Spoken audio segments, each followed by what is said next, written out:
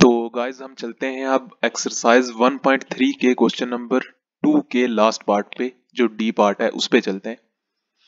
तो इसको अच्छे से समझेंगे तो उसके बाद हम अपने नेक्स्ट क्वेश्चन पे चलेंगे।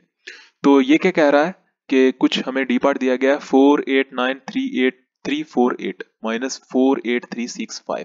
तो इसका सबसे पहले जैसा क्वेश्चन में दिया गया है कि आपको मैंने बताया पास्ट वीडियोस में, इन सब का पहले रफ एस्टिमेट निकालना है और उसके बाद क्या निकालना है, क्लोजर एस्टिमेट निकालना है। रफ एस्टिमेट निकालना है और क्लोजर एस्टिमेट निकालना है। जैसे ये क्लोजर एस्टिमेट निकालना है, रफ एस्टिमेट और क्लोजर एस्टिमेट।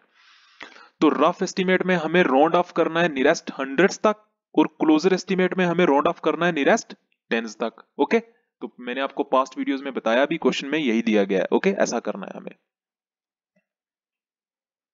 ओके गाइस, तो पहले हम रफ एस्टिमेट निकाल रहे हैं। तो रफ एस्टिमेट में हमें राउंड ऑफ कहां तक करना है, नियरेस्ट हंड्रेड्स तक, है ना। तो सबसे पहले हम क्या करेंगे कि रफ एस्टिमेट निकालेंगे, उसके बाद हम क्या निकालेंगे, क्लोजर एस्टिमेट निकालेंगे।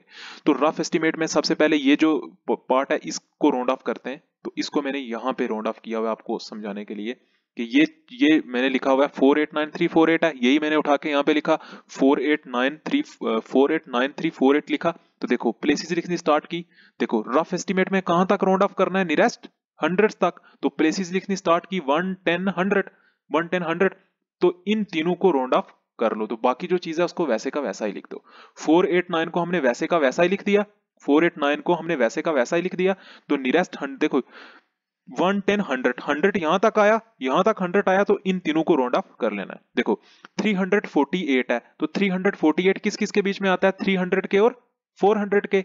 348 जो है ये 300 के और 400 के बीच में आता है। तो देखो 348 ज्यादा नजदीक 300 के है या 400 के है, तो सामने दिख रहा है कि 348 जो है वो 300 के ज्यादा नजदीक है। तो हम क्या करेंगे, 348 को राउंड ऑफ करके क्या लिख देंगे, 300 लिख देंगे। तो देखो हमने यहाँ पे 300 लिख दिया, सिंपल। तो एक बार देखना, तो हमने क्या किया कि 100 पोजीशन तक, तो 100 पोजीशन तक 348 आता है। तो 348 को राउंड ऑफ करके हमने 300 लिख दिया। तो 489 था, इसको वैसे का वैसा ही नीचे लिख दिया। ओके, इसको हमें छेड़ा ही नहीं, 489 को वैसे का वैसा ही लिख दिया। 348 को राउंड ऑफ करके 300 लिख दिया। क्यों, क्योंकि 348 जो है वो 300 और 400 के बीच में आता है और 300 के ज्यादा नजदीक है, इसलिए हमने 348 को राउंड ऑफ करके क्या लिख दिया, 300 लिख दिया। ओके, तो टोटल टर्म जो हमारे पास बनी वो क्या बनी, 489300। ओके, 489300। तो इसको हमने नियरेस्ट 100 तक राउंड ऑफ किया तो हमारे पास ये बना। ओके, ये बन गया, ये बन गया। बीच में माइनस है, माइनस डाल दिया। अब आगे क्या है, 48,365 है, इसको भी राउंड ऑफ करना है, इसको भी राउंड ऑफ करना है। तो अब इसको हम राउंड ऑफ करेंगे। देखो इसको राउंड ऑफ किया, नियरेस्ट 100 तक ये आया, बीच में माइनस है, माइनस डाल दिया। अब 48,365 है, इसको भी हमें क्या करना है, राउंड ऑफ करना है। कहां तक, नियरेस्ट 100 तक। क्यों, क्योंकि रफ एस्टिमेट में क्वेश्चन में दिया है कि आप राउंड ऑफ करो नियरेस्ट 100 तक, इसलिए। तो देखो 48 इसको यहां पे किया हुआ है, यहां पे देखो, यहां पे तो देखो 48,365 है ना। सबसे पहले ऊपर प्लेसेस डालनी स्टार्ट करो, प्लेसेस डाली 1 10 100, तो 100 तक राउंड ऑफ कर लो, 100 तक राउंड ऑफ कर लो, बाकी जो बचा उसको वैसे का वैसा ही लिख दो, है ना। तो देखो 48 तो देखो 48 तो यहाँ पे वैसे का वैसा ही लिखा हुआ है, 48 तो वैसे ये लिखा हुआ है, ये 48 वैसे का वैसा ही लिख दिया। तो 365 जो है ये ज्यादा किसके नजदीक है, 300 के या 400 के।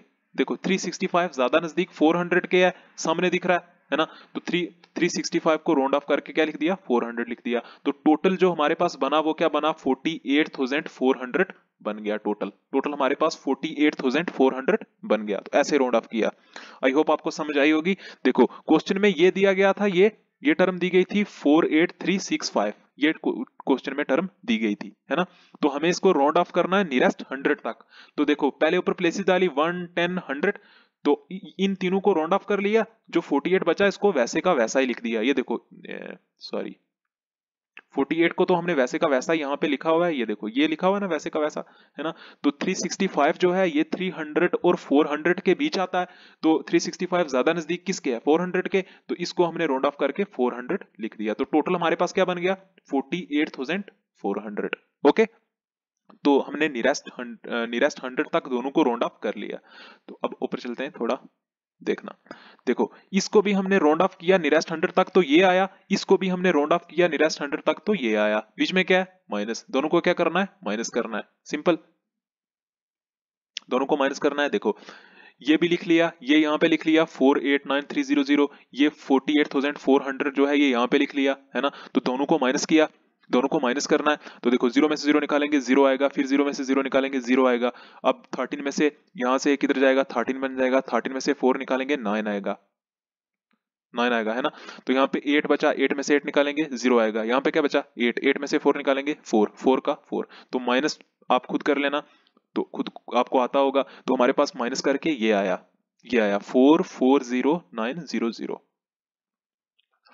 4,40,900, ओके, 1 10 100,000 लाख 10 लाख 1 10 100,000 10,000 लाख, सॉरी मैंने पहले गलत पढ़ा था, ओके, ये हमारे पास आया 4,40,900, ओके, तो हमारे पास रफ एस्टिमेट जो है वो निकल गया, ओके, रफ एस्टिमेट हमने इस पार्ट का रफ एस्टिमेट कंप्लीट कर लिया। रफ एस्टिमेट में क्या करना था, राउंड ऑफ करना था नियरेस्ट हंड्रेड्स तक और माइनस कर देना था, तो हमने क्या किया कि नियरेस्ट 100 तक राउंड ऑफ किया, इसका भी और इसका भी, दोनों को, इसका यहाँ पे किया, इसका ये किया, दोनों को माइनस कर लिया, तो हमारे पास आंसर आ गया। तो अब नेक्स्ट क्या करना है, क्लोजर एस्टिमेट, क्लोजर एस्टिमेट करना है।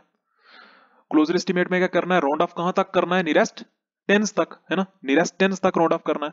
तो हमारे पास जो पार्ट क्वेश्चन दिया गया था वो क्या था, पहला 489348 था, तो देखो हमने ये लिखा 489348, इसको कहां तक राउंड ऑफ करना है, नियरेस्ट टेंस तक, नियरेस्ट टेंस तक राउंड ऑफ करना है, तो प्लेसेस डालनी स्टार्ट करो 1 10, इन दोनों को 4 को और 8 को 1 और 10 पोजीशन पे यही आते हैं, क्योंकि हमें नियरेस्ट टेंस तक राउंड ऑफ करना है, तो 1 और 10 पोजीशन पे यही आते हैं, इन दोनों को सिर्फ राउंड ऑफ कर लो, बाकी सारे का सारा वैसे ही लिख दो। देखो वैसे बाकी सारे का 4893 वैसे का वैसा ही लिख लिया, तो इन दोनों को राउंड ऑफ किया, देखो 48 है ना, 48 जो है ये किस किस के बीच में आता है, 40 के और 50 के, 40 के और 50 के बीच आता है ना 48, तो आप मुझे बताओ कि 48 जो है ये ज्यादा नजदीक किसके है, 40 के या 50 के, तो सामने दिख रहा है कि 48 जो है ये ज्यादा किसके नजदीक है, 50 के, तो हमने 48 को राउंड ऑफ करके क्या लिख लिया, 50 लिख लिया, ये देखो नीचे लिखा हुआ।